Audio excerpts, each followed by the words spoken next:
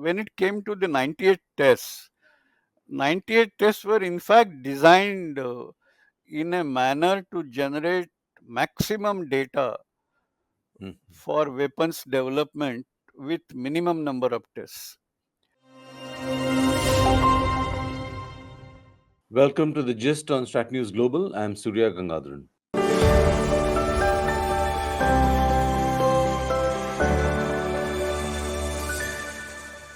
We're looking back at an event 50 years ago. I'm referring to the peaceful nuclear test by Indira Gandhi's government. It set the stage for a lot of things that happened thereafter, including technology sanctions against India. I have with me, joining me from Mumbai, is Dr. Anil Kakodkar, former chairman of the Atomic Energy Commission. He was a young scientist at the time. And we're going to go down memory lane and look at some of those issues that came up with that peaceful nuclear test. Dr. Kakodkar, glad to have you. When you were a young scientist at the time, can you tell us something about how this whole test idea came up and what were the issues within the Atomic Energy Commission on that? How were you scientists looking at it? Well, I was quite young in those days, around 30 years old. So I obviously won't have access to the thinking and discussions at much higher levels of policy Yeah. making. But the way it looked to me at that time, uh, you know, having joined the Department of Atomic Energy just a few years ago, maybe uh, let's say around 8 or 9 years into the organization, uh, some features of the philosophy with which science was being pursued in atomic energy was clear.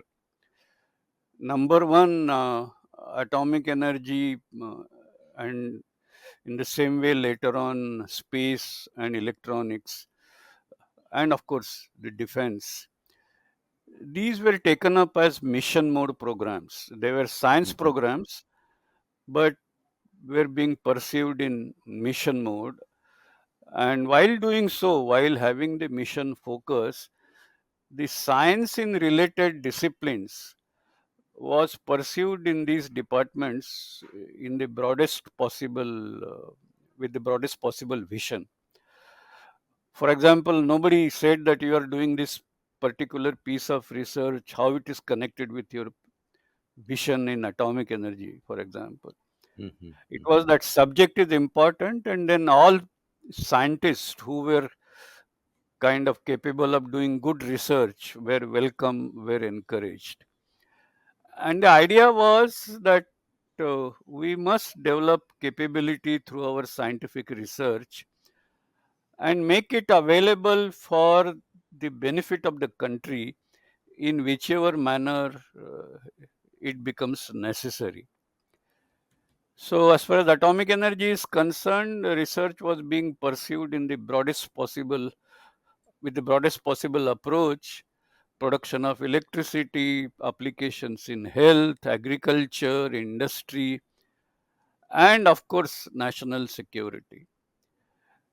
Now, at that time, for example, in International Atomic Energy Agency, along with different disciplines or different areas of programs, peaceful applications of atomic energy was also a program. In fact, there were conferences, meetings being organized, different countries were presenting their activities, what they think about it.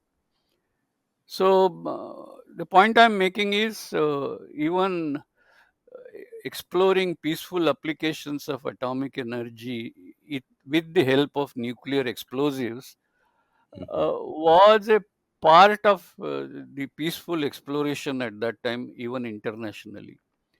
Mhm. Now, in India, of course, uh, post NPT, a lot of discussion took place because NPT was discriminatory, Yeah. and India obviously then decided not to join NPT and be a part of a discriminatory world, Mhm. and pursue that research in an autonomous manner, as one would think. Now, while this, and there was a lot of geopolitics around evolving NPT at that time, but also there was a lot of discussion in the country.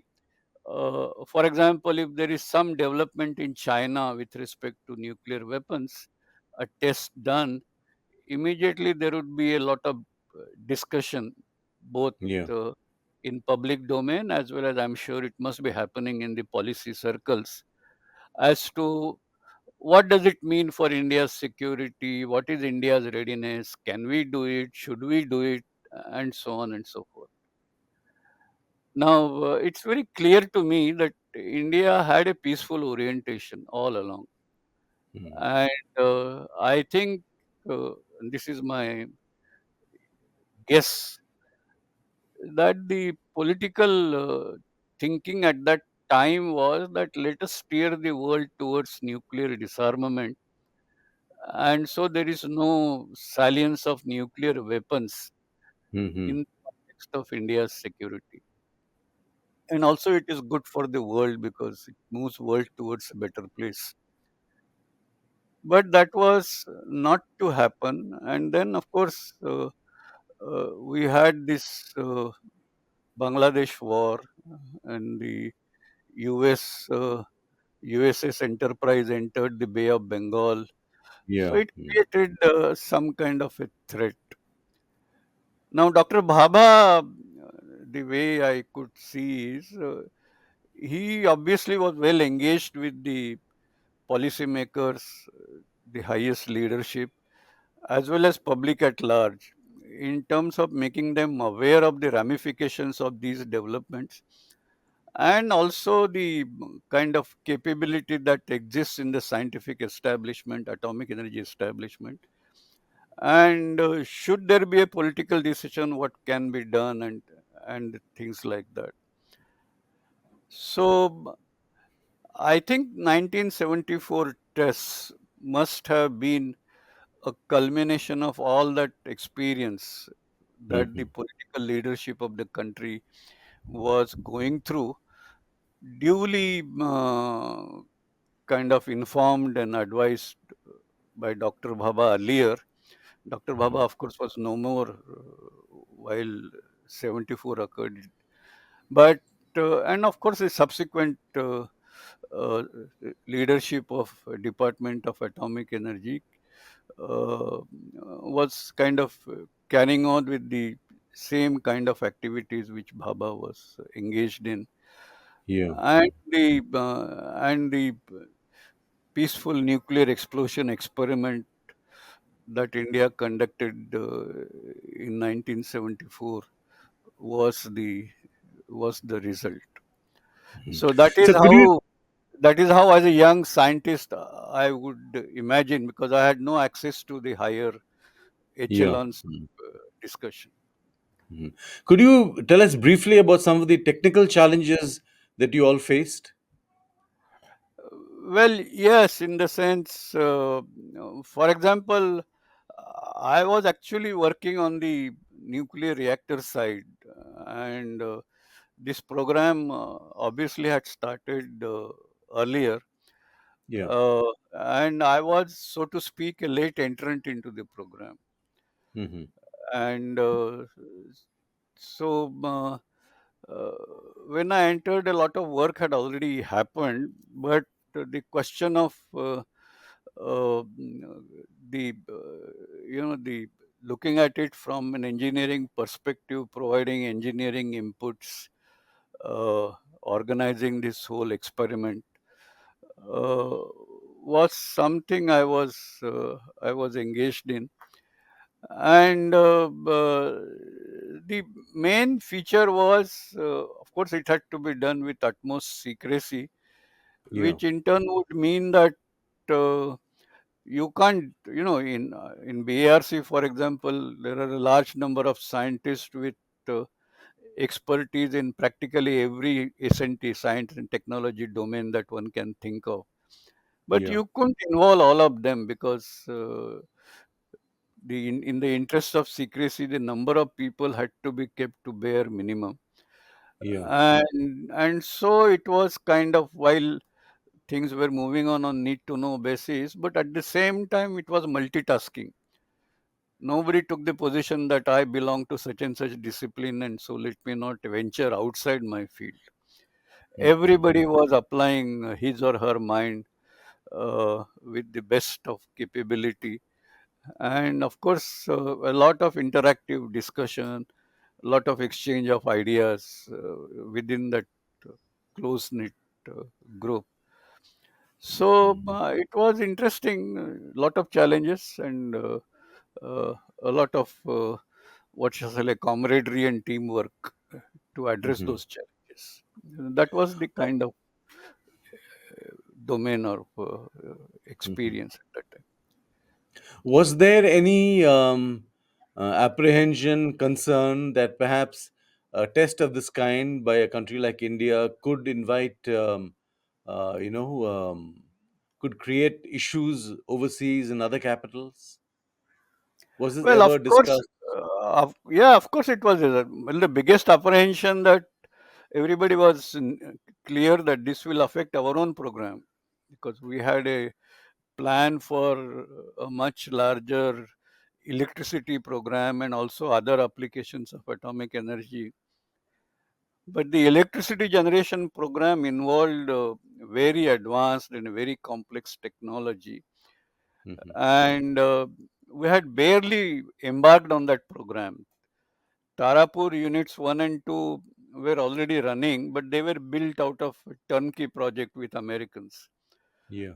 Whereas for the pursuit of self-reliant program, we had a collaborative arrangements with Canadians, and Hmm. the two reactors at Rajasthan, Rajasthan 1 and Rajasthan 2, were being constructed in collaborative mode with Canada. And of course, by that time, uh, we had kind of thought through. Dr. Bhabha had already chalked out the three-stage nuclear power program, which involved development of pressurized heavy water reactors, followed by fast reactors, followed by thorium reactors. So we had a large technology program ahead of us, and it was very clear that uh, there would be difficulties because no collaboration would come through Hmm. once India conducted the PNE experiment. And but there was also determination that anyway self-reliance was the motto of the atomic energy program, and that was imbibed by Dr. Bhabha right in the beginning. Mind you, at that time there was no embargo. In Yeah. Bhabha's time Hmm. there was no, but he did want to ensure that uh, India secures its energy sources both in a manner that energy security is assured. That's why he emphasized on thorium, which we have in plenty, and also that we do the development of relevant technologies in a self-reliant manner. And so obviously it was known that there will be a big challenge to that effort, but it was a kind of well calculated approach to doing so. Hmm. Dr. Kakodkar, what were the spin offs or the benefits of this test? Well, it's like, see, first, of course, we talked about the Bangladesh war, and uh, it became clear that uh, the deterrence, the nuclear deterrence, would become important for ensuring security of the country. Yeah. And so this was one, and of course, so one would like to see where we are on that technology, and one would also like to at least make a beginning in terms of preparing the country for development of a nuclear deterrence if the need arises. And also, as I said, there were other peaceful applications uh, which were possible using nuclear explosives. For example, loosening the ore deposits so that you can leach the ore more easily, or Mhm. digging big canals, or creating a dam. And so there were this, and there are a lot of papers in those days on these issues. So Mhm. this was one part of the objectives. Although, as I said earlier, there was no decision that India would want to weaponize itself. Mm. The second part was, of course, it also sends a message. So that was the probably the objective for the political establishment, that while India is not wanting to get into nuclear weapons, but would want to send a message across. Mhm. And maybe it was some such objectives, but I can't vouchsafe because I was in. Uh, I had no possibility of getting into that kind of discussion at that stage. Yeah. In the years and months following the test, were you were talking about how there would be an impact on collaborations and all. Could you give us a sense as to how this kind of petered out and the kind of Yeah, see uh, the, see, for example, Americans, which had supplied Tarapur reactor, and it was running. Those reactors were running based on the fuel supplied by Americans. They had yeah, contracted for a supply of fuel for the lifetime. Uh, that got disrupted, and we kept arguing that we have broken no laws.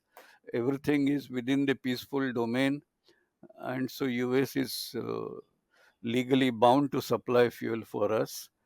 And yeah. US said, no, no, they thought we have violated the laws, and so they cannot continue supplying.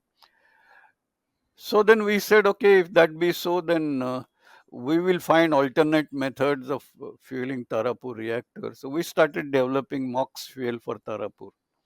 Mhm. And we, in fact, uh, uh, completed the reprocessing of certain amount of spent fuel, not from Tarapur reactor, but from other reactors.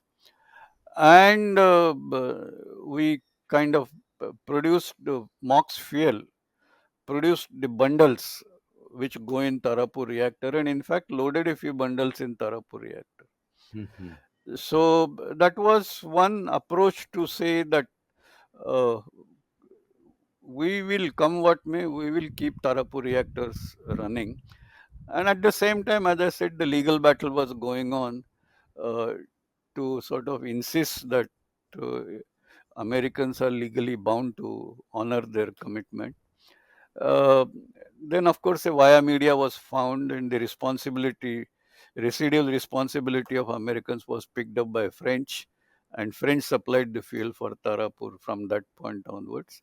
We, of course, continued development of MOX fuel because we knew that if not for Tarapur or thermal reactors, we would certainly need this development for our fast reactors, which has happened because we have produced that fuel, and we are right now, as we are speaking, in the fueling of Madras at the prototype fast breeder reactor, the Yeah, 500 megawatt unit at Madras is going on.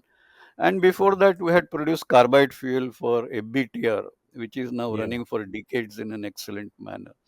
So that Mhm. was one part of the development. The Canadians, who were kind of working along with us at Rajasthan to build these two reactors, the Rajasthan one was actually made critical, and it was in early stages of operation.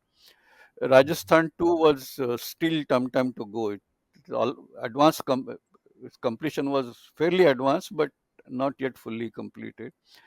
Mhm. And they walked away in between. So it was for Indians to kind of complete those reactors, put them properly on the stream. But not only that, as I said, we had this long term program. So we were also kind of designing Madras Atomic Power Station at that time. Yeah. And so a lot of work was done to make Madras Atomic Power Station fully indigenous. Fully Mhm. indigenous meaning, of course, we carried out design changes in the containment and few other systems, but also all equipment was sourced from within the country. Mhm. So it was a major step towards near 100% indigenization of Mhm. PHWR system. Mhm. And so, and then it didn't stop there. We sort of further refined the design, made it suitable for working in seismic areas. The reactors at Narora were designed and built, and then several. So a Mhm. large So, we took. Yeah.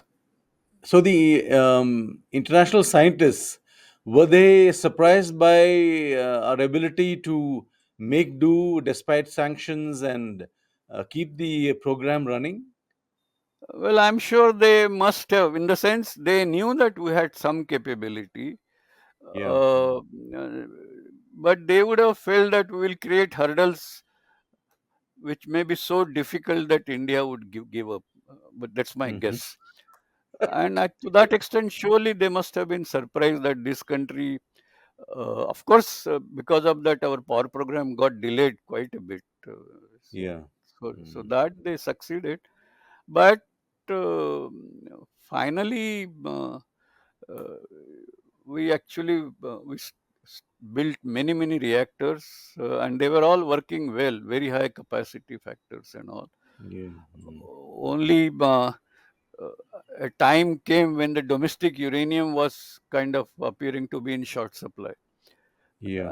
and Mm. so we started losing capacity factor because of that. But otherwise, in terms of reactor technology, for the first stage, we mastered it fully. In terms of fast reactor technology and setting up a fast reactor, fast breeder test reactor, that also we mastered. And there also there was difficulty in terms of the supply of enriched uranium, Yeah. and so we couldn't adopt oxide fuel, mix oxide fuel for a BTR. But we actually changed the fuel to carbide fuel, where Hmm. it's a matter of detail, but uh, because it had to be, because in absence of enriched uranium, it had to be much higher proportion of plutonium, and with large proportion of plutonium, oxide fuel has certain difficulties. So we changed it to carbide, and the BTR was commissioned with carbide fuel. And of course, we Hmm. have now taken that fuel to full burn up. We have irradiated some oxide pins in a BTR. And of course, we have made all the oxide fuel bundles for PFBR 500, as I mentioned earlier, and the fuel loading is going on. So program has gone on, and I'm sure people must have been surprised. So, last question. As a scientist, do you think that India needs to test more, or we have done enough testing? We have enough data. I mean, there's a lot of mixed views on that. Well, I think, see, this is not an area where I sit in isolation in my Yeah. laboratory Yeah. and kind of be romantic about it, that uh, Mm. because we know what are these. So when it came to the 98 tests, 98 tests were in fact designed in a manner to generate maximum data Mm. for weapons development with minimum number of tests. Mhm. And so a lot of analysis was done, a lot of designs were analyzed, calculated in detail, and in the five tests, of course, the two were, one was the standard fission test in 98, and the other Yeah. was a thermonuclear test. And the two had to be done together because the shafts were very close by. And the total yield of both the tests had to be kept limited because there was a village, Pokhran. Sorry, Uh-huh. Khetolai. Pokhran was away. Khetolai, which had Mm. around 5,000 population, which was very near. So there was a limit to total yield that we can release at that time in order to save the population and their houses. But we also had three sub-kiloton tests done along on the same time within those 2 days, Yeah. 11th and 13th May. And these three tests were kind of combination of maybe a dozen different ideas for Hmm. variety of design aspects. And it was not that one idea, one test, but we pack so many ideas in one test and carry out, such a test is an integral test. Yeah. So you understand the performance of individual idea in parts through your analysis. You calculate the integral assessment, integral behavior through your analysis, simulation as they call it, and you also get experimental results out of actual tests. Hmm. And so the subcritical test gave a lot of information about the validity of our ability to simulate, and on the basis of which and the number of ideas which were built in, one could carry out designs of different thing, and the tests would provide a credible qualification of those designs. So that was the strategy adopted because it was known that we won't have luxury of multiple Yeah. tests as other countries have had. Yeah. But at the same time, when other countries did this test, the computer simulation was not that advanced. Hmm. So there is a difference between the way Indian program evolved and the way program in past have evolved in other countries. Hmm. So now the point is the scientific research never stops. So the research is an ongoing activity. It is so in other countries. It is so in India. Now, so that is one thing, and so the development doesn't stop. Hmm. Carrying out tests is another thing, and that is a you have to factor in a lot of political and Yeah. other international geopolitics into equation. So that's a different story. Mm. Fascinating. Dr. Kakodkar, is always great talking to you and a lot of insight and perspective there. Thank you very much for your time, sir, and Thank look you. forward to more such chats going forward. Thank you very much. Thank you. Thanks a lot. That's all we have for you on this edition of The Gist. Do subscribe to our YouTube channel, follow us on social media. Thank you very much. Good day.